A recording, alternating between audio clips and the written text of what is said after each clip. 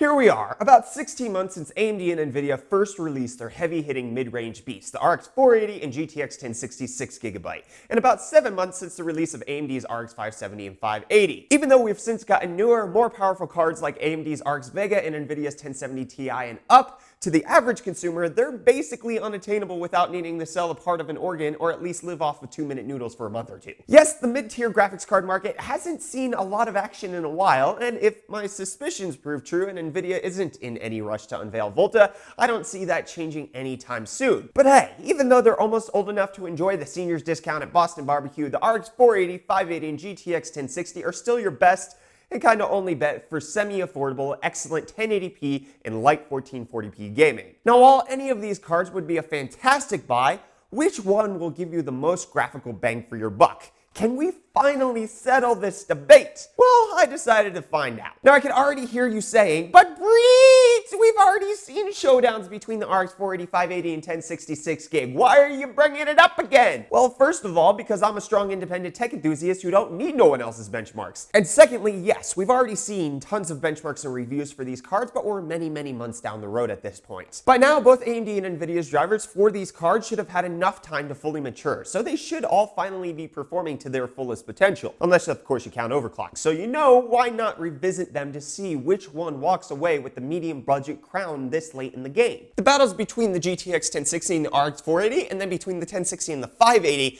have been fierce from the get-go. All of the cards traded blows like champions, and it was hard to pick a clear winner. I personally felt that the 1060 was the far better all-rounder when it first launched, with AMD's cards offering the best price to performance. Obviously, many people believed it was the other way around, with AMD cards coming out with the performance crown. After all, rampant commenters shouting at anyone who didn't insist that AMD was the best of the affordable GPUs could never be wrong, right? But before we get into that deep, angry rabbit hole, will this debate be easier to settle and call with updated benchmarks, updated drivers, and the pricing on everything being all cattywampus? Well, stick around and you just might find out. So in order to test each card fairly, or as fairly as I could get it, I had them all running on the same test bench, which includes Intel's new Core i5 8600K and 32 gigs of RAM. I also was running the absolute latest Nvidia and AMD drivers. All of the benchmarks were run with DX12 where possible at 1080p, the highest possible graphical presets, and low anti-aliasing. The cards I tested include my ever-precious and inexplicably popular Galaxy 1060 6GB, which runs at a boost clock of approximately 1,925 MHz. The Power Color Red Devil RX 480 with a clock speed of 1,280 MHz. And then finally, the XFX RX 580 GTRS Black Edition with its mind-melting out-of-the-box clock speed of 1,450 MHz. Right off the bat, you might notice that the youngest card of the bunch, the XFX RX 580, outperforms its older brother quite easily. Though considering that the 580 has a massive 170 MHz clock speed advantage over the 480, that shouldn't come as a big surprise.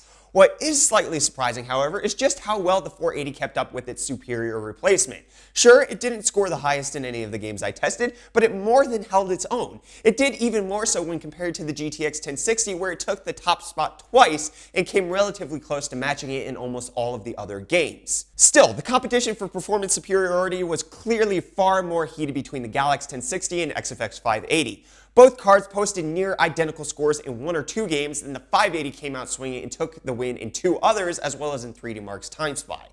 In the end, though, the 1060 fired back hard and managed to wrestle overall victory out of the RX 580's paws. It was an uncomfortably close win, but a win all the same. So, done deal, right? The 1060 is the fastest overall mid-range card, even many months after release, and is clearly the only correct choice, right? Oh, what's that? There's more to picking a graphics card than how many frames it pumps out? Preposterous. Okay, fine. As crazy as it sounds, higher overall frames per second doesn't automatically give the 1060 the win. No, there are a few other things to consider here. One of the largest factors to consider in this price range is, price. Even though GPUs aren't as endangered as my bank balance when Black Friday rolls around anymore, the GPU market's pricing is still an absolute joke. Finding almost any new or even used graphics cards at their MSRPs is a pipe dream. Unfortunately, it doesn't look like prices will drop drastically from where they are right now in the very near future, so let's take a look at which card is currently priced at least an understandable ripoff level. First up is the ever sought after RX 480, and if you're looking for one of these, I wish you the best of luck. Finding an RX 480 at this point that isn't horrifically marked up should prove to be an almost Herculean task, which makes a whole lot of sense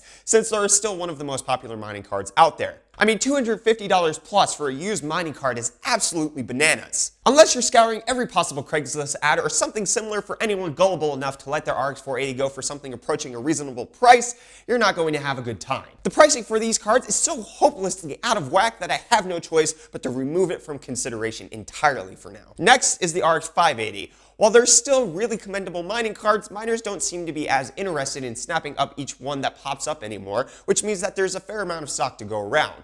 The cheapest new, full-size one that I spotted is the MSI Radeon RX 580, which is currently on sale for as little as $229.99. If you're in South Africa, you're still looking at a fairly high premium for the XFX GTS, which is going for 5,199 Rand. Lastly, let's look at the GTX 1060, which out of all three cards was the least hard hit by the mining craze. Softer hit or not though, evidence of 1060 shortages still linger in the GPU market, and the cheapest 1060 I could find was an MSI version going for $250. Here in South Africa, cheap 1060s seem to be a heck of a lot harder to find in stock, with the cheapest one currently sitting at 4,599 Rand. So, calculating the price to performance metrics for these cards using their US dollar pricing, the RX 580 overtakes the GTX 1060 at the mentioned pricing.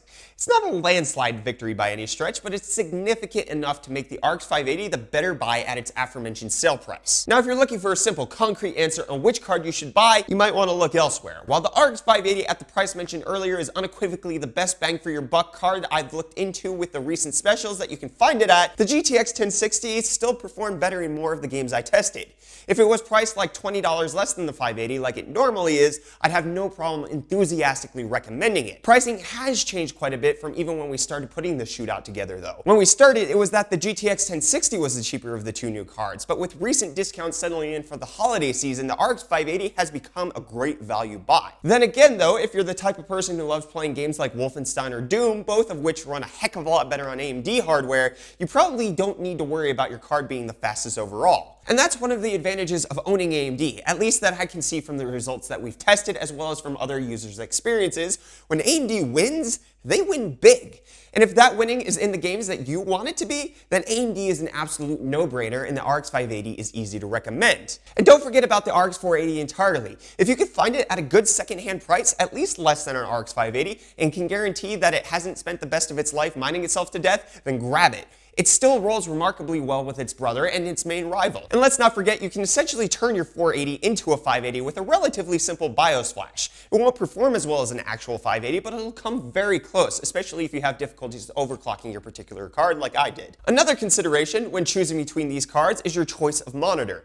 Both AMD's FreeSync and NVIDIA's G-Sync technologies are kind of revolutionary, but while monitors equipped with this technology are usually more expensive than monitors without, a certain variant is more expensive than the other. Yeah, you guessed it, it's G-Sync, because NVIDIA can't help but charge a nice price premium for their precious module. If you pay the extra few dollars and opt to go for a GTX 1060, be forewarned that G-Sync enabled monitors are often priced higher than their FreeSync equivalents, and therefore your adaptive refresh rate costs are going to be exceptionally more cumbersome. And especially since we're looking at mid-range GPUs, assuming that you have an extra $50 to $100 to spend on a G-Sync monitor is a bit of a stretch. Now, if you're still unsure about which card to go for, I don't know what else to tell you, friend. No matter which card you have or plan to pick up, rest assured that you're getting one of the fastest, best value graphics cards for 1080p gaming and entry-level 1440p gaming out there right now. And unless NVIDIA decides to surprise everyone and drops a big old Volta bomb in the next month or two, you have very little to worry about being outdated. The GTX 1060 is a solid little performer that will do great in every major game that's out there and has little variation in its performance. The Polaris 480 and 580 cards, on the other hand, are solid performers that do great in every major game, but then have a ton of variation in their performance depending on the API and development used by a game. You either get a decent card or the best freaking value for money that you can find when they use the APIs that are matched for AMD's hardware. The only downfall I can really see is the much higher power usage of the 580 and the 480 compared to the 1060. So you have to evaluate if the long-term electricity cost is going to be worth it to you over the money saved right now. But especially since the mining shortage has all but disappeared, and holy smokes, you can get an RX 580 for just over $200, this card is an amazing proposition. Combine that with the fact that your barrier to entry is lower for FreeSync thanks to AMD's healthy business practice of developing things for the consumer and not for their wallets, and honestly, I would have to say that the RX 580 comes away as my favorite GPU right now if you're in the market to pick one up. Obviously, that statement is made with the giant caveat that GPU pricing is still incredibly volatile. I mean, back when I reviewed this XFX RX 580, it was retailing for nearly $400, but has dropped over $100 in price since that late September review. If RX 580 pricing can stay as competitive as it is right now, it's a serious no-brainer on my end for which GPU I would choose if I was in the market. And that, my friends, is my final answer. But whether you want to go Team Red or Team Green, or are looking to pick up mid-tier or high-end cards, Wootware should be your go-to computer e-tailer if you're in South Africa. Not only do they have fantastic pricing, but their vast selection of other components makes them an easy one-stop shop for all your rig needs. And then their customer service team is completely dedicated to giving you the best support possible to make sure you can sleep easy at night with no buyer's remorse. So if you're in South Africa, head on over to wootware.co.za to begin booting up your PC. Their link will be in the video description. Big ups, by the way, to Wootware for making this video possible by supplying the Galax 1060 and the Power Color 480 when they came out over a year ago, and for sending the XFX 580 along a couple months ago. Couldn't have done it without you guys. But let me know what you all thought of this ever-raging, but settled in my mind debate. Which card would you choose? Does the lower TDP of the 1060 excite you more than the raw performance? Does FreeSync sway you over to Team Red? Which one would you be buying this Black Friday if you're in the market? Let me know either down in the comments or over on Twitter. I am at UFDisciple. Be sure to smash that like button if you enjoyed this video. Subscribe so you don't miss out on any of our tech-related content. And if you're looking to support us here at UFDisciple, you can use our Amazon affiliate code down in the video description for picking up that new GPU or other PC parts, either now for Black Friday or anytime in the future. The affiliate code doesn't cost you a cent, but does give us a small kickback that helps keep videos like this going. Anyways, I'm Brett with the UFDisciple channel. Thank you so much for watching, and I'll see you all in the next video. Cheers.